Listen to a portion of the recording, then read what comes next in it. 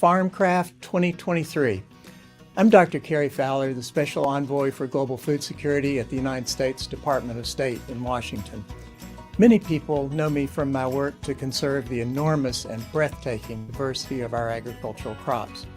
This diversity is used in breeding new crop varieties that are adapted to extreme weather and are more productive and more nutritious. Of course, it's also important to promote investment in healthy soils to boost food production. Now, I work to enhance food security around the world. My love for farming and science led me to where I am today. Now, I'd like to invite you on a journey. But first, I need a bit of a change. Let's discover Farmcraft.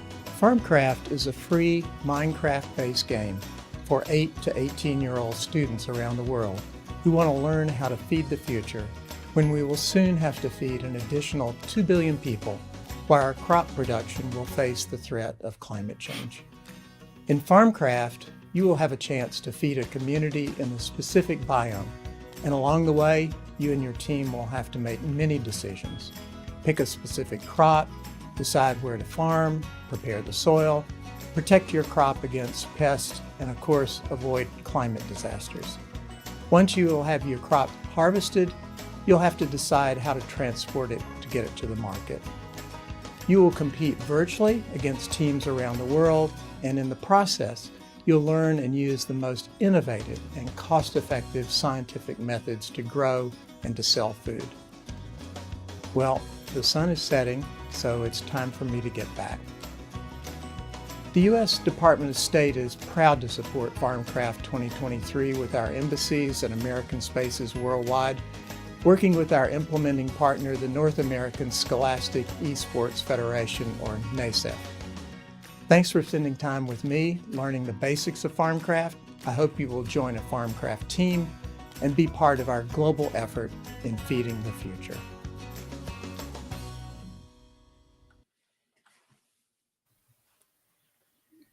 Guess what? Guess what, Claire? Guess what? Right out of the chute, I was muted. Look at that. All right. Well, here we go. Got it out of the way That in the gets first the 3 nerves seconds. out. That's right. There you go. The jitters are all gone. We're ready to rock now. Oh, my goodness. Here we go. Okay. Well, once again, because you didn't hear me the first time, welcome, everyone. We have, as you can see, quite a lineup for you today in this Farmcraft stream. And I'm just so excited with everyone that we have here. We're just going to jump right into introductions. So, Eric, take it away. All right, I'll start. So, hi, my name is Eric, also known as River, 20-year educator, and I've been one of the project leads on Farmcraft, and super excited today because we've got big reveal stuff, so I'm hyped. But I'm just going to pass it right on. Hello, everyone. My name is Madonna, and I'm 11 years old. I also attend Vidland Academy, and I'm in grade 7. I belong in a team called Win Builders. This Farmcraft challenge has been an exciting journey for both of us. Thank you.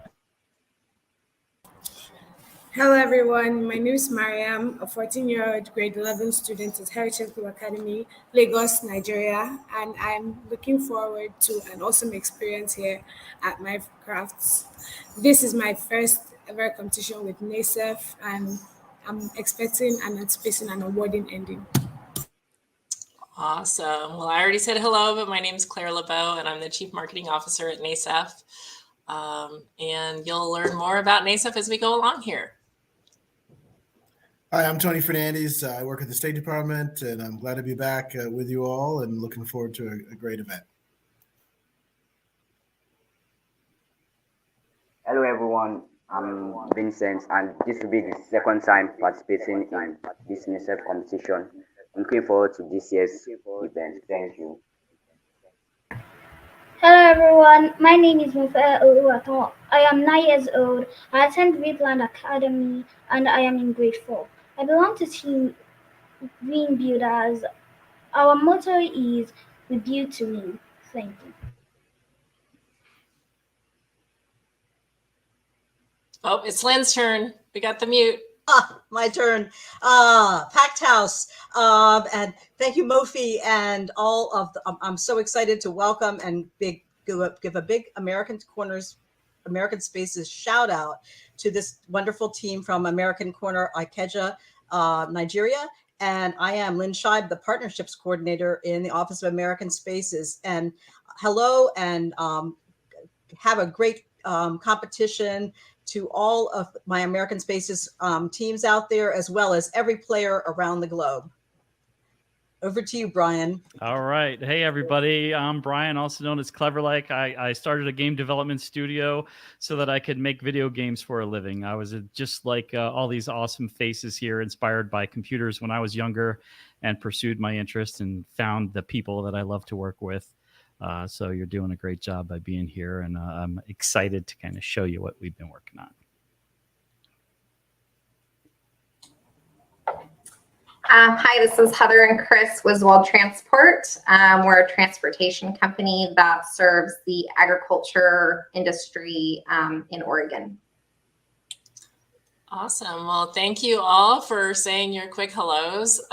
This year, for the first time, we're really digging into transportation and what is it like to not only grow a crop, but then get it to market, physically get it to market. And so we're really excited to have Heather and Chris share with us a little bit about their process and their business. But first, we're going to kick it off with some welcome remarks from Tony. Tony, you've been here before, and we're glad to have you back. Why don't you go ahead and tell us what you think about Farmcraft? Sure. I thank you so much. I want to extend a warm welcome to our participants around the world for the opening of the third season of Farmcraft. As you noted, I'm glad to be back, and let me just explain a little bit more about my role. I'm the Deputy Assistant Secretary in the Bureau for Economic and Business Affairs at the State Department, which is based in Washington, D.C. I participated in Farmcraft 2022 program last year. It was really interesting to see how the game worked, and I'm very curious to see what we have in store this year. I love that I get to speak directly with students, parents, and organizers about the importance of innovative agricultural technologies. This program teaches about the role of agriculture in addressing sustainability, the climate crisis, and food security.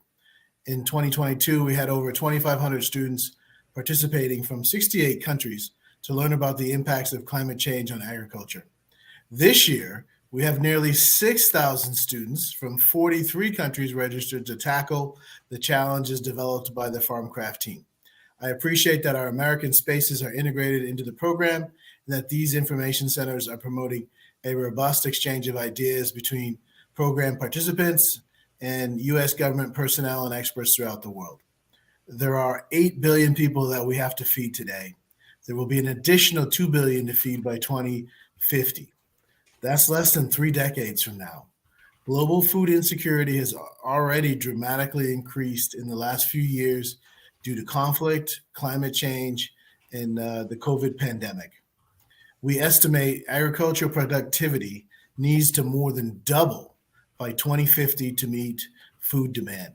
To do that, we need farmers, scientists, and policymakers who understand the complexities and vulnerabilities of food production and distribution. We need to produce more food with less land, less water, less fertilizer and pesticides, and with lower transportation costs. We need global collaboration to adapt to new, unexpected circumstances using new and emerging technologies that many of us cannot yet foresee. This year in Farmcraft 2023, as noted, you explore the complexities of food trade and food security. Many people unfortunately are disconnected from agriculture, and they don't understand how food goes from the field and onto their plates. Improved understanding of the challenges that farmers must overcome to produce and distribute food around the world raises awareness and supports policy approaches that we all benefit from. Participants will learn about the choices that farmers must make before even planting their crops, thinking about which crops to grow, who will eat the crops, and where the crops must be sent, and also how to deliver those crops. I hope this program gets you interested in farming and helps you develop the absolute critical skills that are needed to find sustainable solutions for the future. Farmcraft is planting the seed, pun intended, to help ensure long-term sustainability of our agricultural systems and the survival of humanity. This effort requires broad partnerships. We are proud to sponsor Farmcraft in partnership with our embassies and American spaces worldwide. We are deeply grateful to our implementing partner, North America Scholastic Esports Federation, NASIF, for making this program happen. I'm thrilled that you will hear from many of our partners today. I would like to encourage all of our viewers, students, educators, parents, anyone who has an interest in the future to get involved, register, play, and learn together. I can't wait to see your ideas for feeding the world. Oh, thank you so much, Tony. And first off, I'm going to apologize to everyone because we have a full house today and I had a few issues there trying to switch back and forth. I was trying to get Tony on the main screen and I finally did. So apologize for the technical difficulties, but I love what you said. And I think it is mind-boggling how much food production we are going to need in just 25 years. It's a huge challenge, but I know that if anyone can solve it, it's the students like those that are with us today. And that's why we're so excited about Farmcraft and about this opportunity to get people thinking young, right? Get these youngsters to think about how are they going to grow more food, and they certainly will have the opportunity to learn all of these things as they're playing Farmcraft. And also, Tony, it's great to have you back because I know you were here last year when we kicked this off, and we had a lot of fun in the year in between. And now we have a brand new world that we're going to get a sneak peek at later on. So thanks so much for joining us today. Yeah, and could I just note one thing? I'm really impressed that we have students from Nigeria. I lived in Nigeria, in Abuja, for 3 years. And so I've been to Lagos and had an opportunity to see some of the areas where the students are from. So it's really great to have the Nigerian perspective and having Nigerian students involved in the program. So I'm very happy to see that. Oh, that's awesome. That is awesome. Yeah, I love because we always say we have students from this many countries around the world participating. And we said, you know what? We want to actually talk to some of those students. Why do we just say that they exist? Let's have a conversation with them. So that's something fun that we'll be adding in all of the rest of the streams this season is conversation with different students around the world. And it's neat that you had a personal connection yourself to where these kids are from. That's great. So I mentioned earlier that our special guest today, also from industry, is Heather and Chris, and they are with Zwald Transport. And Heather, you said it's in Oregon. Just tell us a little bit about where you're from and what your company does. Sure. We are from Tillamook, Oregon. If anyone's heard from Tillamook cheese, we live in a huge dairy farm community. And my family, my roots go back to dairy farmers that homesteaded here in the valley. And my dad started as a one-man show in the trucking industry 40 years ago. And today we are a company, we employ 65 people in our little community. And we haul a variety of commodities. We haul milk, we haul cheese, food products, we haul. Do you haul ice cream? Yeah, that's the real question. I love Tillamook ice cream. Ice cream. Yep, we can haul ice cream in our equipment. We also haul like timber products. We've done logs, we do lumber, we do feed for the cows. And we actually do raw cow manure that we haul to a facility that uses the methane gas into green energy, and brings a byproduct back to the farmer that's very good for their soil so they can grow grass to feed their cows. So we're very intertwined with the whole process. That's really cool. I feel like didn't we have a student that in their farm design, one of the videos that we looked at really early this season, I think we had a student that was saying, we're going to capture, here's the manure, and we're going to use that for fertilizer. But it's interesting that you're also taking that and that's used somewhere else for green energy as well. Yeah. Really cool. All right. Well, are we going to jump into the world and then we'll continue the conversation and we'll ask them questions about your business. And students, Tony, everyone else, feel free to chime in if you have additional questions. I know Miriam has a few that she wants to ask also. You know, you asked if we were ready to jump in. I think the question is, are you all ready to jump in? Right. Because, you're going to get to see some of the new gameplay mechanism, mechanics that are involved, the different stages of the process this time, because it's with the exception of the farming practice, it's very different than what you've seen before. Right. You know what, Eric, I'm going to take 1 second before we do that. Actually, I just want to give a full shout out here to our students that are joining. Make sure that we all see their names. It's so great to have you here with us. And so now I think, yes, we are ready for our sneak peek. All right, with that, and this is where I always go into this. This is where I magically morph into Minecraft. There we go. All right. Wait, you're still there. Oh, I see what you did there. Well, you know what? If I do this, hold on. If I do this, then yes, I'm definitely still there. There you go. Who's that guy right there, right? And also, I gotta ask Brian, what's going on with the face? What's going on with the face? I'm excited. All right, so let's kick it off. Again, what we're looking at is a demo. There's going to be a little bit of polish still added before we release this to everyone, which is very soon. But we want to start off the same way we did before, and we'll talk to our host, see what it is that we need to do to get started. Let's see. Am I reading this? Am I narrating? We paraphrase. I can paraphrase. So the host is going to welcome us to the world, and most importantly, they're going to tell us we need to choose a biome to feed. Now, in the past, we had to choose a biome where we wanted to play through the game, where we wanted to do all of the farming, and basically we were there for the rest of the gameplay, aside from visiting the lab. This is going to be a very different flow this time. So we're not visiting the biome we're going to grow in. We are visiting the biome that we are going to feed. So which community do we want to help feed today? There's the cold biome, the temperate biome, the mountain biome, which is one of our new ones, by the way, and the desert biome. So since it's the new one, why don't we feed the folks in the mountain biome? I like that. Now, what's great is when we talk to them, just like before, we can get some information on their needs. And we also get an idea of the size of their community, because not every community is the same size. So they're going to give us some hints. This is a somewhat large community group of people that live in our mountain community. However, we are noticing it's mountainous, which means transport can be a little tricky. So that's what they need. How do we get, which shipping methods do we choose, and how do we feed this large group of people? So we're going to click feed biome, and that takes us into our big water tube. And our host somehow got here before us, and that's okay. The faster tube. We got the. He may or may not have Iron Man technology. We're just going to say, yeah. All right, so let's talk to our host. And this is one of my favorite parts of the game already is every community has wants and needs when it comes to food. So we have to speak to the members of the community and see what it is that's important to them.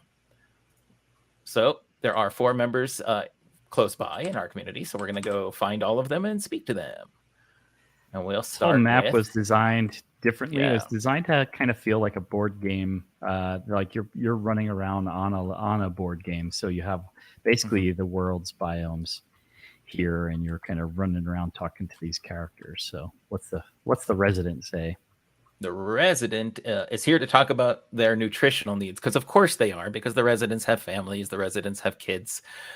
They want a healthy community. They want access to healthy, nutritious foods, and also ones, of course, that taste good, so their kids will eat it. That's kind of important. So that's what the resident is looking for: healthy, nutritious foods that their kids are going to want to eat, their families are going to want to eat. Oh, can we still sprinkle in some ice cream now and then, though? I think we can. I mean, if you eat all your vegetables, that's the all rule. Right. I promise I'll eat my vegetables if I can have some Tillamook vanilla ice cream. So every biome has a home, and it has a marketplace, and it has a barn now. So you can you speak to the person in their home, that's the resident, and then the marketplace has a shopper and a shopkeeper. And right now the marketplace looking a little bare, but that's going to change for lots of reasons.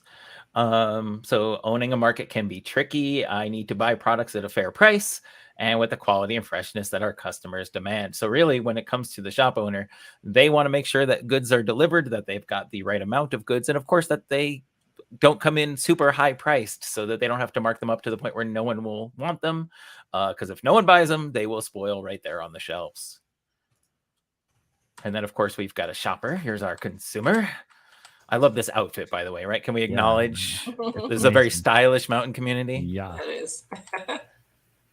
All right. So I come to the shop often to buy food for my family. We work hard and have a lot of expenses. So it's important to get food at a good price. I always check the quality and ripeness of produce before I buy it because I want to bring the best food home for my family. How many of you all are finding this pretty relatable right now, right? All these people are pretty relatable.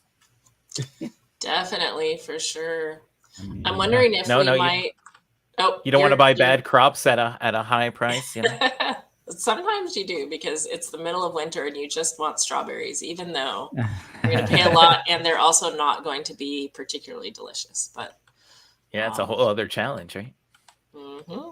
And finally, there's a farmer in this community. And you say, if there's a farmer in the community, why couldn't they take care of this themselves, right? Like, you're the farmer, you do it. Well, let's talk about that with them. Sometimes the food the community wants or needs is not available here. And sometimes there's just so much demand, like, you know, for example, strawberries during the winter. And sometimes there is just so much demand that our farm just can't grow enough. So we depend on other farms to help grow some of our food elsewhere and ship it to our store. Okay. And now we got to do a little running and jumping. So while you're doing your running and jumping, how about if we talk to Heather for a minute about Perfect. What her company does, because they work exactly on that. And I happen to know you're close to some mountains, so you also go through mountains quite a bit. So Miriam, did you want to ask Heather a couple of questions? Oh, yes, I did. Thank you. Thank you so much. Okay. Is Miss Heather ready for me to I answer think my she questions? is. Go ahead. Yes. Okay, so Heather, what questions do you ask farmers before working with them? When it comes to your company, what questions do your company direct at farmers before you start working with them to ensure feasibility of the working? Yeah, so the first thing is, what's the commodity? What type of crop needs to be hauled? That will determine the type of equipment that we're going to need. And then we're going to ask, what's the destination? So we're picking up where and delivering to where. And then we evaluate how long that takes. Is it going to take, a couple hours? Is it going to take a couple days? And that determines how we would set up the haul and the run and the driver and so forth. Heather, do you have kind of a schedule that you run with where you go to the same farms a lot? Like every Tuesday I'm at Smith's and every Friday I'm at Clever Likes, or is it more job by job? No, our hauls are pretty regulated. So I'm going to kind of fall back to hauling milk, for example. That's a commodity that cows are being milked daily, and there's only so much capacity on a farm. So we have to be there and ship that milk out on a very regular basis, sometimes every day, sometimes multiple times a day, sometimes every other day. So it just kind of depends on the farm and their needs. Mm-hmm. Are there does it depend what the farm is like? So, for example, you have bigger trailers or smaller trailers, that kind of thing. How do you decide what to send? Do you want to answer that one? Sure. Each farm has a different setup for the volume that they can milk. So depending on where they're at and how often they're shipping depends on what equipment we're going to send. You have families that run farms and you have companies that run farms. So some people have 3 or 4 people working and some people have 30 or 40 people working. Got it. We just shared a picture of one of the large trucks that you use when you're hauling. I'm going to guess that was for milk. Is that right? Correct. Yeah. So you can see there the challenge of having such a long set of trailers there. We have to evaluate, can we get into the farmer's driveway? Do we need to drop the back trailer? So those are some of the challenges that we have to evaluate before we can send equipment into those facilities. Yeah, okay. So can I proceed on with the questions? Yes, please. For Heather. Okay. So okay, after mentioning that your trailers could be some sort of obstacle when it comes to transporting goods from one place to another, because you don't know the length of some farmers' roadway or path. Okay. So are there any other obstacles between your location and your products? Yes, that can happen quite often. In fact, one of the biggest challenges we've had recently is a pretty severe snowstorm, which does not happen on the Pacific Northwest coastline very often. So you can see here in this picture of snow, we actually are not running a back trailer, and we're doing that because of the road conditions. It's unsafe to do that. So we have weather challenges. Sometimes there's flooding, and that, blocks access to get into farms. Usually when there's storms, you're going to deal with power outages. Correct, yeah. So you're dealing with electrical issues and lighting issues and trying to pick up product when you can't see. None of the equipment wants to work. Yeah, and that area's been having a lot of weather too, like a lot of severe weather for that region lately. So that's really interesting. I'm sure a lot of that's probably like really fresh. Yeah, Claire, you shared a picture of one of the truckers on the side of the road trying to get the chains onto their tires because the road was so treacherous. Right. Yeah. Yeah, that's happening a lot lately. We're on the west coast of the United States, and our weather is wacky right now. Very much. And yeah, I mean, it was snowing in Hollywood, right?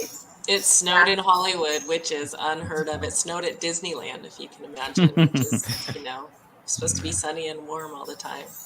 But it's interesting because a lot of times, we don't think about those challenges. I think, okay, well, I have this, if a farmer has this much milk to get to production or to get to market, and then you have to run half as many trailers because of the weather, then what's the solution? How do you deal with that? Typically we're running extra equipment. So we've got twice as much equipment on the ground. Unfortunately, there were some farms that we physically could not get to, and they had to dump milk. So that does happen occasionally. You get twice as many drivers. If you don't have the capacity to go haul it, instead of making one trip and picking up all the milk, you go back 2 or 3 times. You grab other drivers that know how to do it and take as much as you can. Now, we had a conversation about the drivers too, though, because it can't just be anybody with a driver's license, right?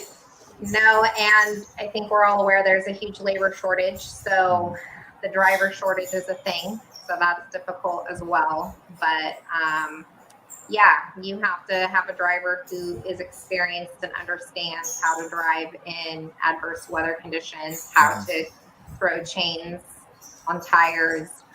It's also licensed to deal with food. Anytime you're dealing with a food grade product, you have to have a special license from the state. So not any truck driver can jump in and go to the farm and pick up food products. That makes sense. Well, how about if we jump back into our Farmcraft world for a minute, and Eric can show us the next section that he was going to demonstrate, and then Miriam will get back to questions in just a minute. Okay. Okay, thank you. Sure thing. Okay, thank you.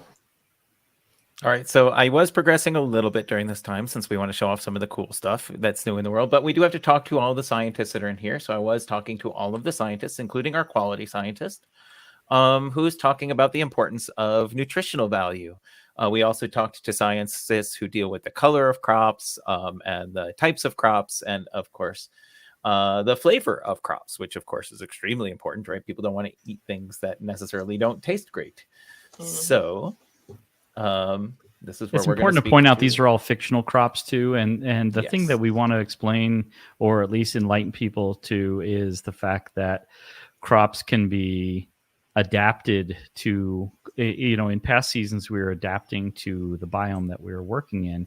And this one, we kind of wanted to put the spin where you're adapting it to the market that you're selling to. So does the food taste right? Is it capable of being delivered fresh? And so the idea here is we're creating some sort of a, you have to kind of crack the code and find out what is the sequence that of attributes that we want the seeds to have to match the market. So our data scientist has done the research and gathered the data, and now we are trying to determine what is the best seed for us to buy and grow for our market. So you guess the pattern? I only got one right, but it's in the wrong place. Oh, wait. This is a game we get to play? Yes. That's right. Just the pattern. Okay. So use your critical thinking skills and also explore some of the fact that you're just exploring different ways that these fictitious crops can be manipulated, but you're also communicating with your team, solving problems, and trying to solve this puzzle as quickly as possible. Eric, nice. Not bad. 2 right, but they're in the wrong place, right? So red means they're totally wrong. Yellow means they're correct, but they're in the wrong sequence. And then, of course, if they're green, they're sort of locked in. They're in the right place and exactly where they need to be, and they're the right item. So I've got 2 of them, but they're not in the right place yet. So let's swap them around, maybe. How about the root fruit on the end? Yeah, let's slide the root fruit down there. Let's move maybe our antioxidants over here. And we still need our color. I'll put that at the beginning. We did blue. Let's try purple. So what are the traits again that we're looking at? Because these are all actually pretty important for fruits and vegetables that we're taking to market, right? So essentially, it's the nutritional values that are wanted by that community, the color preference, the flavor preference, and of course the crop itself. Okay, gotcha. Oh, we've got 2 locked in, and we know for a fact now this one is going to be our antioxidants because it's in the wrong place, and this is the only other place left it can go. And so this one's got to be our taste. We've tried a few. Oh, we already tried sour. Let's change that to maybe bitter. I love the faces, right? This is our sour face. This is our bitter face. Coffee, an example of bitter flavor, right? So that's great. That's the only one we have left to figure out. And let's see, we have 2 more choices. It's important to kind of point out that the food, flavor, the profiles of the food, like, is it delivered? Is it going to be in good shape when it arrives? Does it have the taste that we need for our recipes? Does it have the nutritional value? All of these different attributes. And so, we found it. Got it. The spicy root fruit.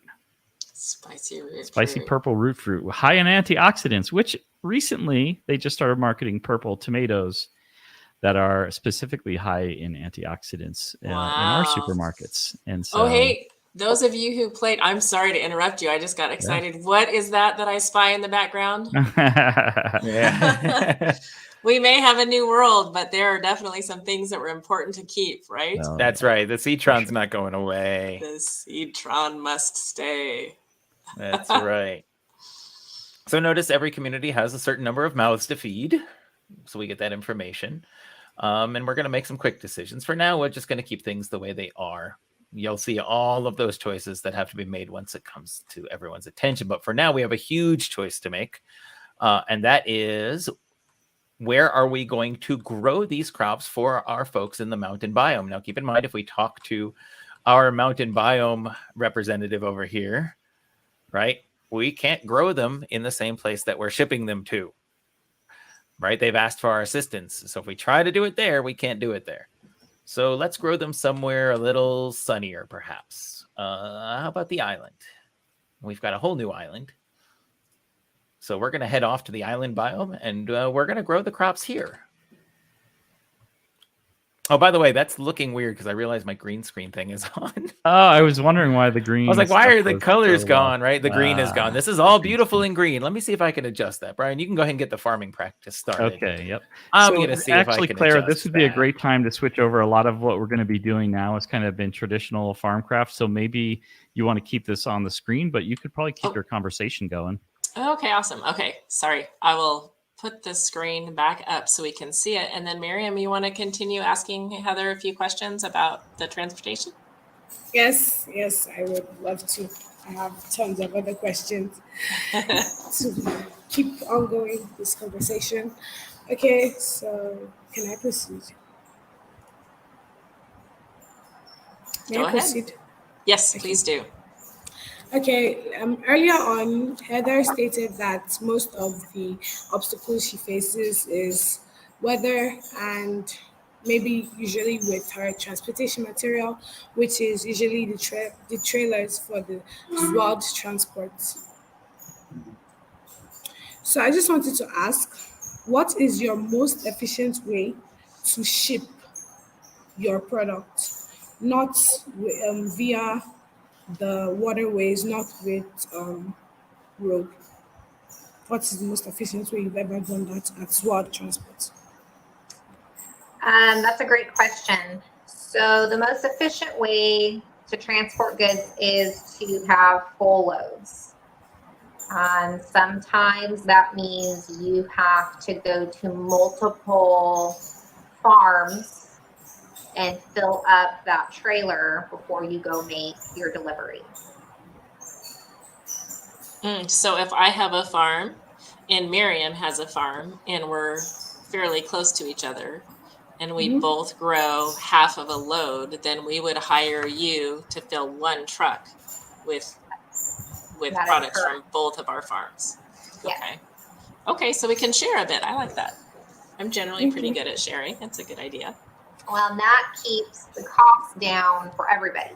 So I can offer a better price to the farmers if I can be more efficient with my equipment. That makes sense. Yes, this really does. Thank you. Okay, we may proceed with the Farmcraft So a good simulation. point about that is that the interesting thing about that is that not only does the you can offer the better price to the farmer, but that price passes on down to the consumer, right? So more stuff being shipped for less amount per serving, for instance, means lower prices to the consumer. So all of this, like, it's amazing. Like, if the weather comes in, we're doubling the cost because we have too much equipment to use. I want to ask a If question. the load is not fully packed properly, more cost to the consumer. So a lot of interesting connections that are in the game. Sure. And of course, our caterpillars are back. Here are the caterpillars. You're welcome. You had a question that you wanted to ask? I said, is it only one means of transportation? Is there only one means of transportation? Do you mean in Farmcraft or do you mean In Farmcraft. Good question. So we are going to get to that stage very soon, but no, there are definitely more than one type of transportation we can choose from. And it varies a little bit. It's a little different. We try to focus this in since it is a game, but the idea is to get people talking about the possibilities. But trucks, for example, even though we are going to select one mode of transportation for ours, we know that sometimes trucks are both the beginning and end of that process, and sometimes there's modes of transportation in the real world in between. So I wanted to ask our guests if that is something that comes up often, where they're trucking to an additional form of transportation, whether it's cargo ship or otherwise. That's a great question. So yeah, we are often hauling product to like rail yards, usually out in the Portland, Vancouver area. So that would be about 70 or 80 miles away from where we are. And then we don't do a whole lot at the ports, but very often you have commodities that are going into ports and their products are going onto containers, ships, and getting exported all over the world.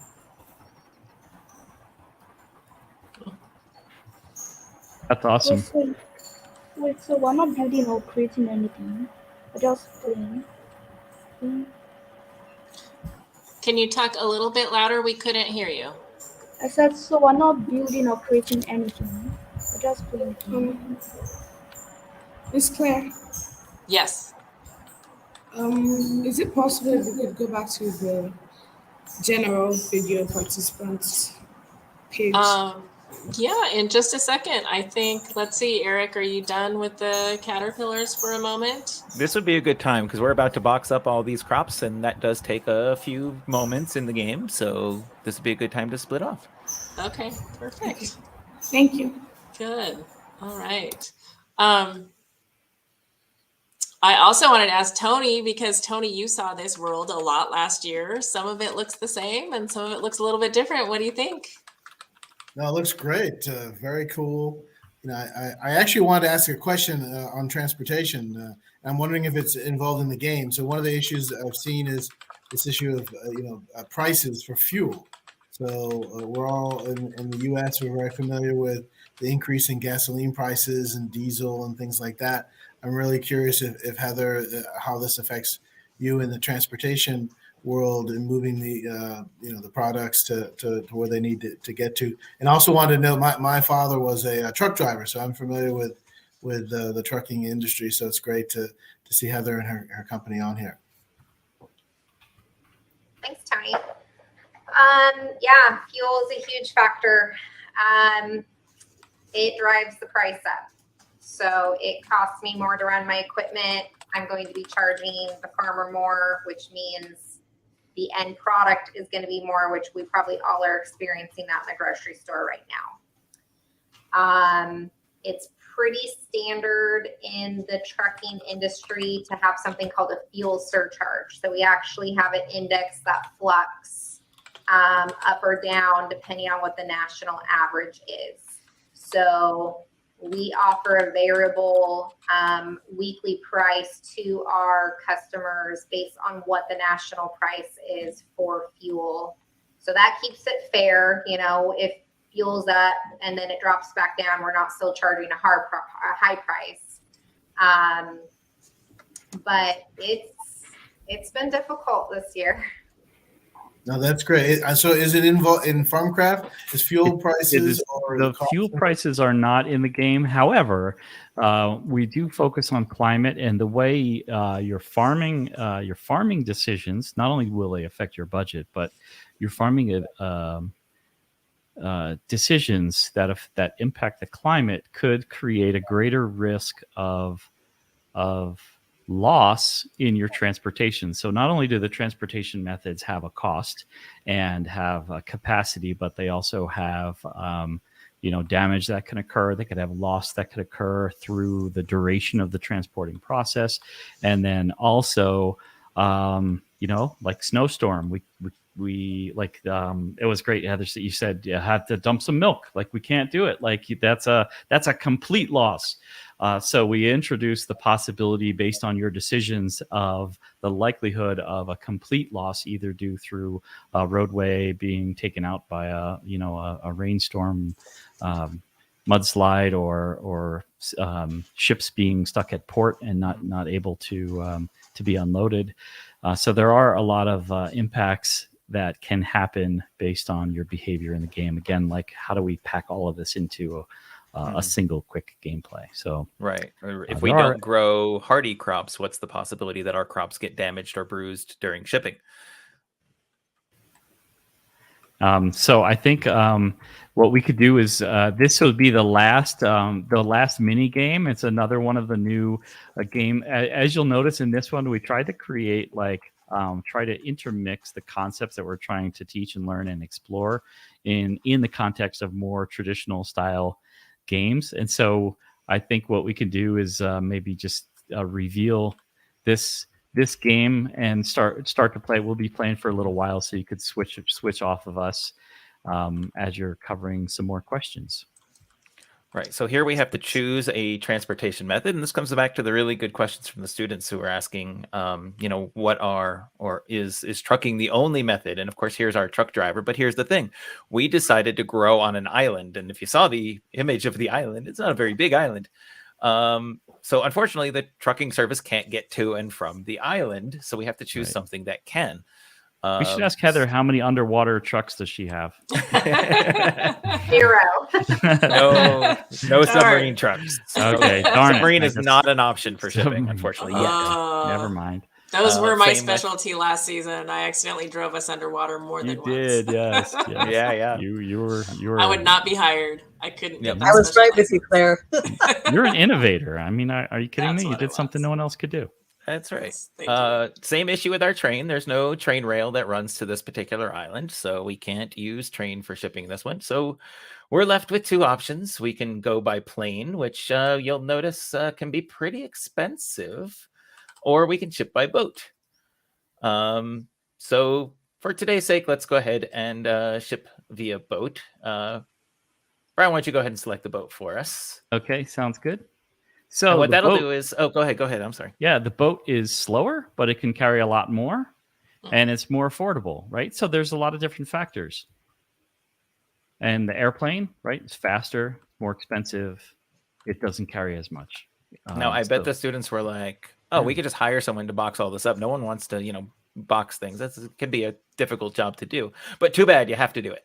So I'm going to press this button here to order a container from the platform here, and I can see my containers there. And of course, here come my boxes. So my job now is to move them into position and fill this container as efficiently as possible. We want to leave as little empty space in our containers, because the more containers we need, the more it's going to end up costing us. So we want to pack efficiently. Excuse me. Yeah, now would be a good time for a question while we're doing this. Okay, excuse me. This question is to Eric, Professor Eric. I just wanted to ask, so this means that the current world you've made for this 2023 Minecraft Farmcraft edition is way different from the one in 2022. Yes, because the very one different. in 2022, the farmers already transported the goods for you.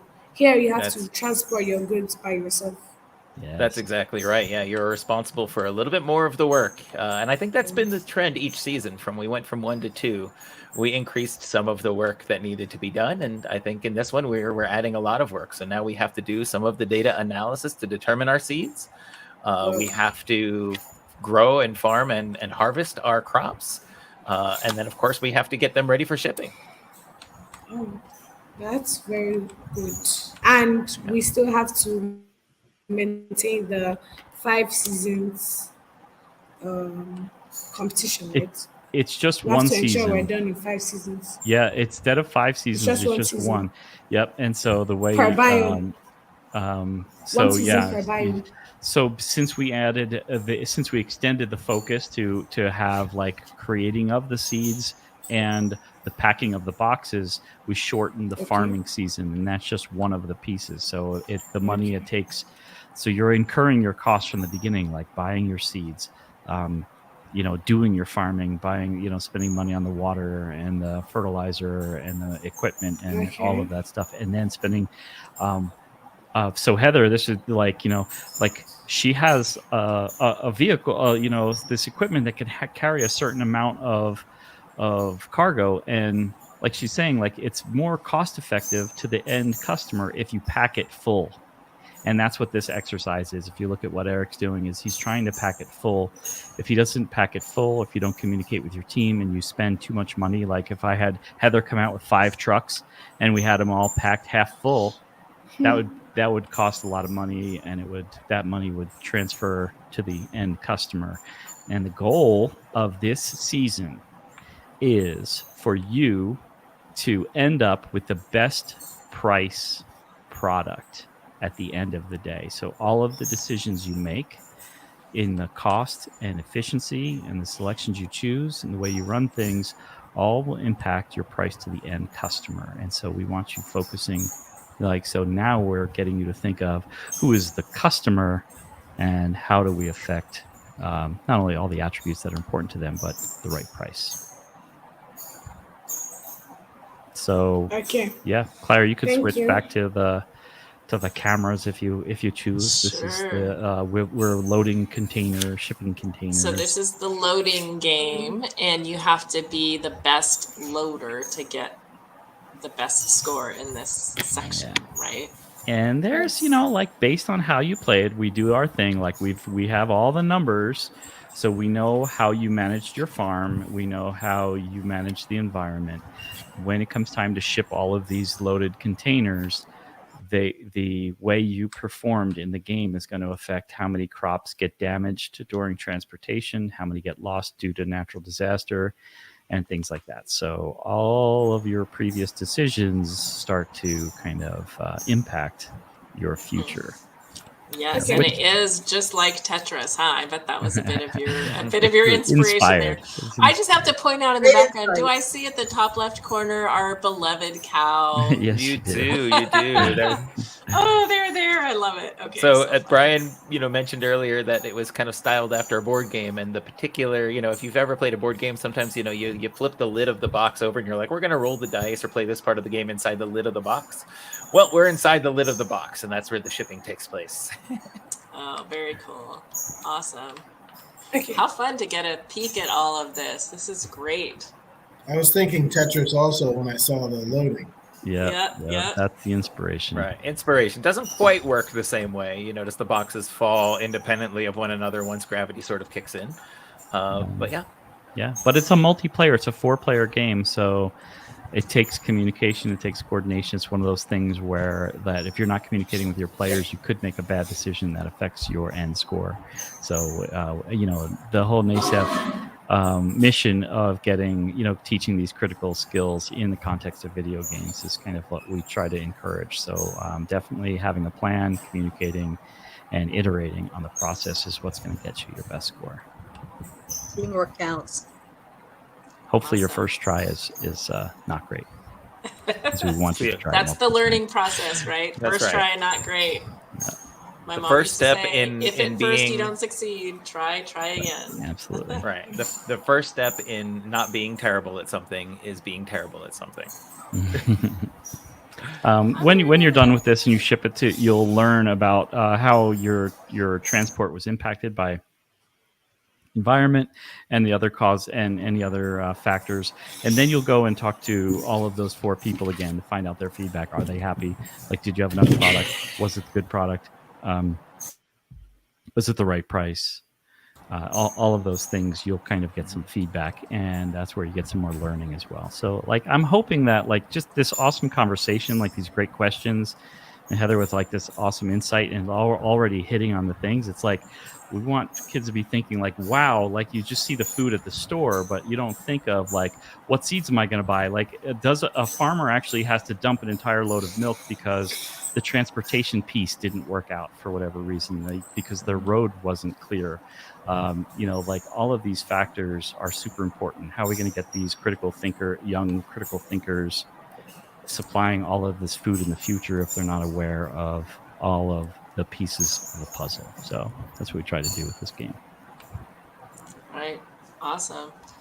Well, is there anything else that you want to show us in this new world, or should we move on and wrap up with some? I think that's a great. I think this is a great time to end. We'll save some of the extra secrets for when you get it in your hands. Okay. Awesome. Very good. Miriam, do you want to ask one more question of Heather? Yes, I really do. Thank you. Okay. To Heather again. I just wanted to clarify, apart from weather, because every time weather, snow always affects your transportation, what other things could potentially stop your products from leaving your farm?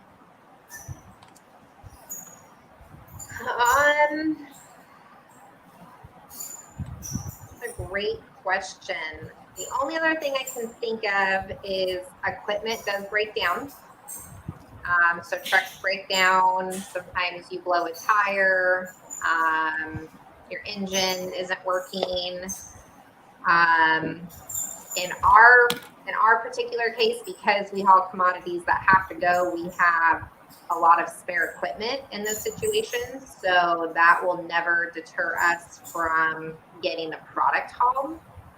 But there are times where, especially if you're hauling something a long distance, so if you're hauling, say, across the country and that truck breaks down with, you know, your product on there, you can't do anything until that truck gets fixed, and that would delay a delivery. It's I important. grew up really close to a big truck stop, and I remember being a kid and someone's truck broke down and they opened up the back and they just sold everything that was in it out of the back because it was going to be lost anyway. Oh man. And so we went over and we got all kinds of stuff out of it. I'm sure that is a nightmare for everyone involved, but as a young kid, it was fantastic. It was so much fun. Yeah. No. You also mentioned labor. I was just thinking about it, like that are not weather related, labor shortages. Like if you had all the equipment and all the food, but not the people, that happens at ports for ships, right? Like there's no people working at the port to receive the shipments. That means they have to stay on the boat, and that means they have to rot and spoil on the boat. And so you probably have the same thing with making sure you have the right skilled people to work all the equipment you have. That's a great point. The destination you brought up, and she spoke a little bit about our part in the middle, and then there's the part where it starts on the farm. The farm equipment, the animals, if the deer or elk eat your crop, if something happens on your end where you can't be done on time when the transportation comes and you're not ready to load it and you're not ready to ship it. So we try to find guys that are in the same area that like to farm around the same time. So if everybody's a morning shipper, we can go get them all at once. That works out really well. But if you have something that ships in the middle of the night and we've got to make a special trip to go down there, then that throws everything apart. So the schedule keeps moving on your end. If something happened during the day while you were working and we show up when we're supposed to, but your product's not ready. If something happens on our end, we actually get to take it from you and take off down the road, and something breaks down, then that'll stop you. If you did your part and we did our part and we get to the store, but they're having problems, then we still can't get it. So there's so many variables. Everything really just has to work together. Timing. That's another little, that's a good thing that you brought that up, because that's a little hidden secret of Farmcraft that is not always revealed, is that when we tell you that better get farming because people are hungry and they need their food, secretly we're keeping track of how long it takes you to do something, because time and timing is important. And if you don't feel the urgency now because it doesn't seem urgent because the truck's not here, so you don't work quickly to be on time, then when the truck shows up, you're not going to be ready. And so the idea of time is important is built into a lot of what we do in Farmcraft, and we don't always tell you about it, but we have it. You just told us about it. We did. No, I'm not telling you where. And to be honest, I've been hanging on to a question, and you actually just addressed it directly. So I want to ask my question if I can. And that is, you mentioned the idea of getting to the farms in order to try and ensure that their product is delivered or shipped. How much of that sometimes do you see in the inverse, where the farmers are picking up the phone and saying, you know, we're rushing this process, we're getting it done because we want to stay ahead of this weather event or this situation that we know is coming? A lot. Like, how much of that is on the farmer? Well, communication is key. So if we know weather's coming, they only have this ability to hold a certain capacity at the farm. And so if they can get their product picked up tonight instead of tomorrow morning, and we can get in and out and empty their tanks or take their product, and then they can hold over the next day. They can go through the storm and keep that product on until the water goes down, until the snow melts, until the power outage comes back on. So they're very good at communicating their needs. A lot of times it's something as simple as they want to work on their equipment, and they want the mechanics to be there during the daytime and not the middle of the night because it's cheaper for them, which in turn turns out cheaper for everybody else. So that's something that I definitely have heard in this conversation today, is everything that affects, whether it's a farmer paying more or the trucking company paying more, whoever it is, that always gets to the consumer. Right. It always affects the price the consumer pays, and how much it costs affects whether the consumer will buy it or not. Yep. Yeah. If we can pair your work with somebody else's, it's always cheaper. Right. Exactly. Well, we are getting close to the end here. I think, Mobalarin, you had a fantastic question. Did you want to ask that? Although it looks like you just popped off screen. Oh, okay. Go ahead. What was your question in our chat?